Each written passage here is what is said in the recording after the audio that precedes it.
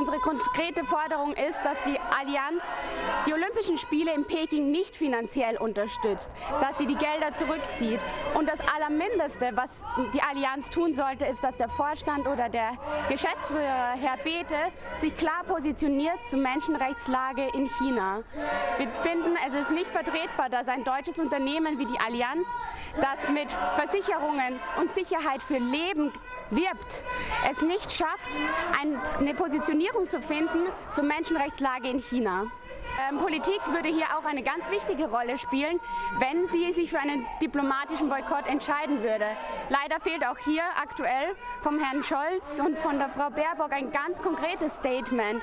Wir brauchen einen offiziell angekündigten diplomatischen Boykott, um klare Zeichen zu setzen. Und ich denke, das wäre momentan wirklich das Mindeste, was wir für die Menschen, die in den Gefängnissen sitzen, tun können. Auch wir sagen, es braucht klare Aussagen. Es reicht nicht aus, sich einen persönlichen Boykott auszusprechen. Das ist nicht stark genug, gerade in der heutigen Zeit.